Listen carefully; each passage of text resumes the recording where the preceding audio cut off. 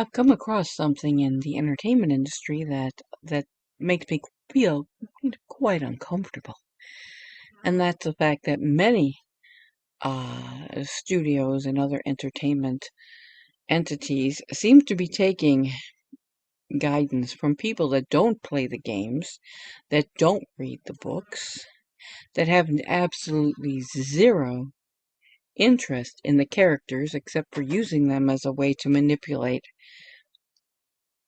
other people or even society in general. And I'm not really into that. Case in point, there was a video I was watching, and they were talking about should Superman have his trunks or not. Well, I'll tell you something. I've been watching, Superman various. I've seen the George Reeves, the Steve Reeves entities and things, and I'm a casual fan. And I have a firm belief, even though I have an opinion, I don't post it because I believe that hardcore fans are the ones that should be making these decisions. Not casual fans, not people that don't even watch the films or buy the comic books. I don't think they should have they can have an opinion, but it shouldn't matter at all because I think a lot of them just want to use these characters to mess with society, have things run their way, and I don't think that's a way to do anything. That's not good business. It's silly. There's other avenues they can use. So, for example, I'm a casual Superman fan. I don't like the trunks. To me, it he kind of looks like it's old fashioned. It looks like he's in diapers. I like the Superman that has no trunks. I think it's youthful. I think it's modern. And yeah, he doesn't look like he's wearing a pair of Depends, but that is my opinion, and I don't put it out there again because I am a casual fan. Hardcore fans are the ones who are going to buy the tickets. Hardcore fans are the ones that are going to be watching these films over and over again if they're made well. Hardcore fans are going to be the ones that are going to be talking about these movies online and spreading the benefits of watching these movies. Not casual fans such as me, not people that never play the games, not people that have nothing to do with the characters except using them as a way to manipulate society. So that's where I am right now. I had just, I saw that and I get a little peeved at that because, I've been a fan of Doctor Who for years. We're talking way back. I actually saw the original when Horror Fang Rock was on. Remember when the guy that, if you haven't seen this, kind of cute, you can find it on YouTube. Somebody dressed up as Max Headroom, and right in the middle of Horror Fang Rock, and I was laying on the floor, watching it on the carpet, and I was, ooh, Doctor Who's so cool. It was Doctor and Leela. And all of a sudden, you saw this guy dressed as Max Headroom came on. It's kind of cute. Of course, at the time, I was a little upset because they interrupted my film. I didn't like that. That was when Doctor Who was a huge thing in Chicago many, many years ago. But it's just a case in point that certain things can ruin the effect that entertainment has on you.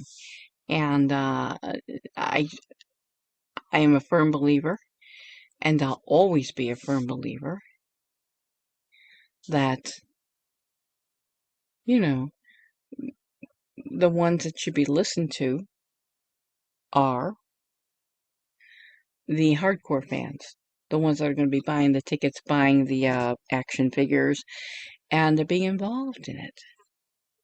I'm also kind of getting a little peeved in this. These are rumors, so I shouldn't really be spreading them. But there's a rumor that in the Star Wars world, they're trying to alter what a Jedi is, getting rid of the Jedi's, making Jedi's evil and Sith good. There's a pot of talk out there, and I don't know if it's even real or not, or just people, talking. But as it goes, that's kind of. In fact, I didn't go see the other Star Wars movies that came out, so I can't really talk because I've read, the reviews and how they made, you know, and how they made Luke Skywalker some guy who lives in a cave or something, and then Han Solo gets murdered, and I'm like, I don't, I think I'm just gonna stick with the first three from now on. I'm not really into all of this development. I think I'm just gonna stick with the George Lucas first three, and I'm just not even gonna be a part of any of the other stuff. That's for other people, other fans. Maybe hardcore fans love that stuff, which is good for them.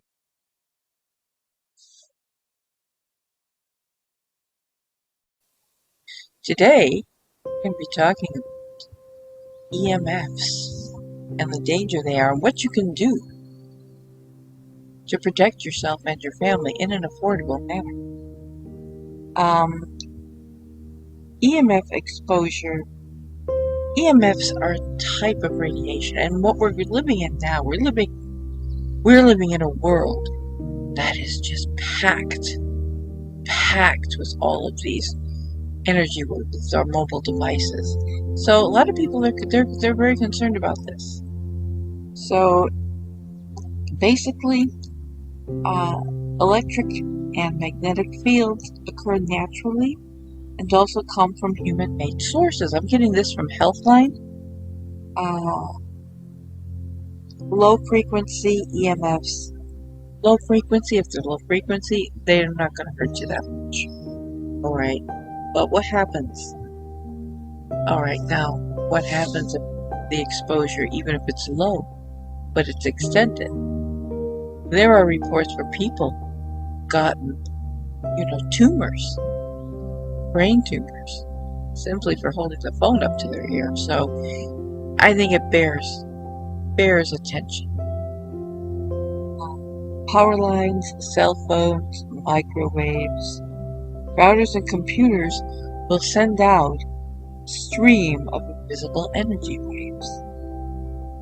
Electric and magnetic fields are known as EMFs. And they occur wherever you use electricity. Do you remember the stories years ago? I think it was in the 80s or maybe even before that. There were stories on the news of farmers who were living way in the middle of nowhere, and you would think they have nothing to do with this, but what it turned out, they were making all these complaints that they had. I'm going to find, if I can find that, because I know I saw it when I was really younger, much younger. So if I can find a link to any story, I'll put it in here, put the video up.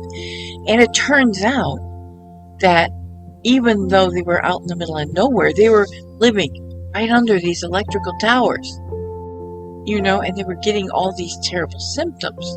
So people started thinking, oh, maybe it's the EMFs. And for some people, if they have extended exposure, that, yeah, there is a bit of a danger. And nowadays, my goodness sakes, wherever we are, these waves are everywhere. They're emitted everywhere. There are scientists and researchers that are concerned that EMFs are going to hurt us. So is there something that we can do? Well, I'll tell you what I've done. All right. What I've done is Mylar. I always call my Mylar, I needed, when our furnace went out, I needed something to keep me warm for a while, and I was at Walmart, and I purchased one of these emergency blankets. They're like blankets, and they're made of Mylar. I don't know if you've seen them, but they're really thin, and they're made out of this Mylar-ish material, but it's like skinny metal. I always refer to it as my UFO metal. So this looks like just the UFO metal you see in some of these stories where it folds and unfolds and things.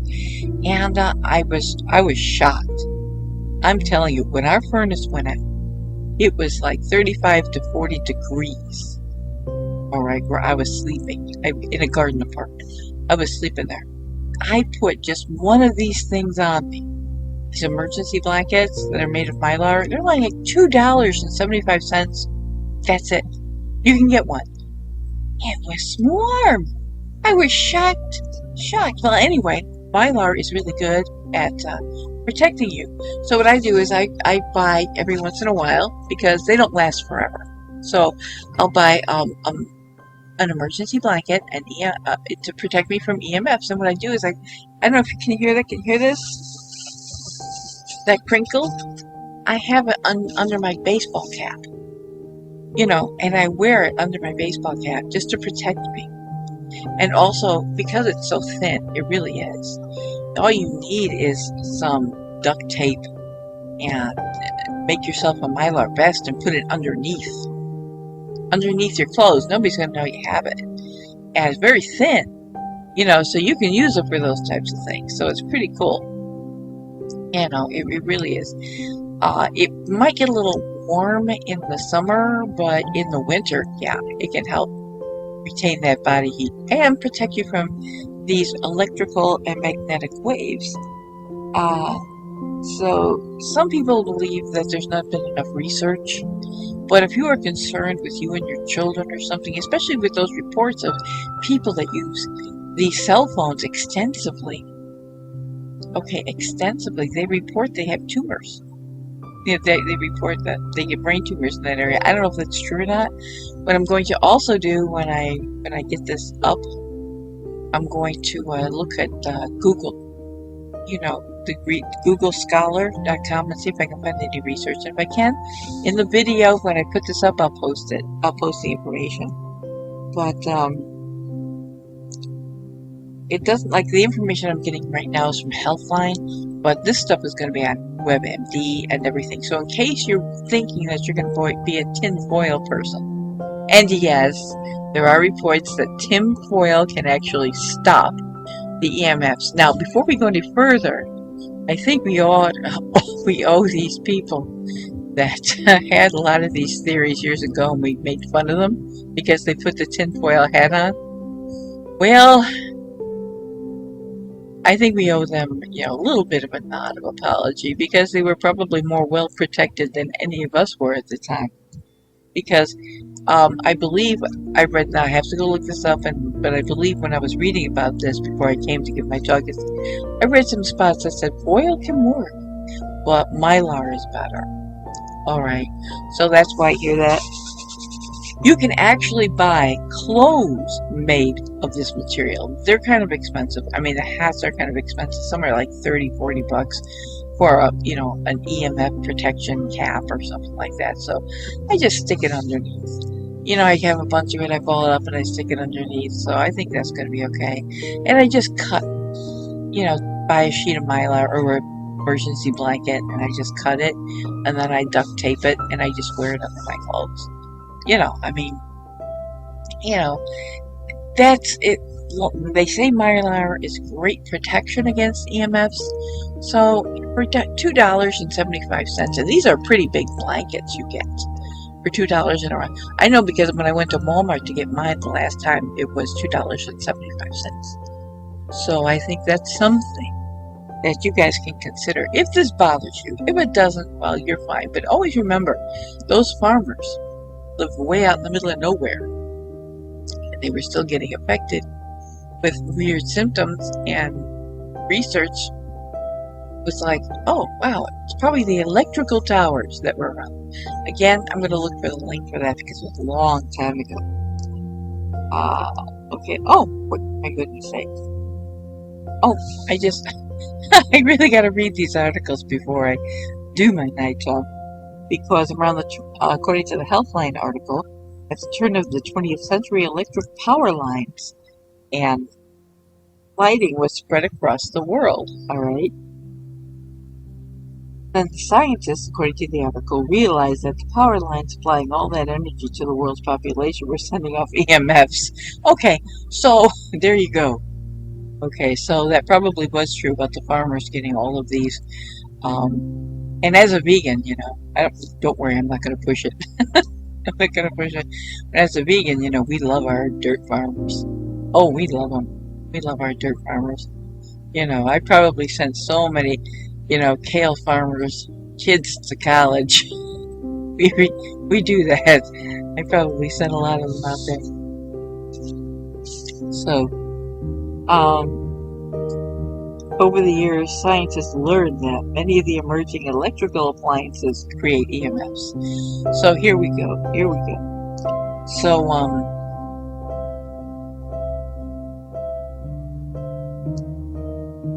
okay, this here it says, I'm looking at the article here. It says types of EMS exposure, examples. Okay. You guys can read this article too. It's healthlight.com, EMFs.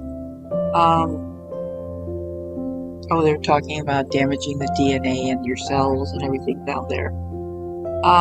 Some are low frequency, but some people believe that even though if it's low frequency EMFs, okay, low frequency, that you can still, okay, get affected because it's long-term exposure. Yeah, so you can go around and read this and remember, Walmart has Mylar, and those of you that are handy with crafts and everything, and you can get your act together, and you're very handy with crafts, you can probably have no problem making no problem, making any type of clothing or anything,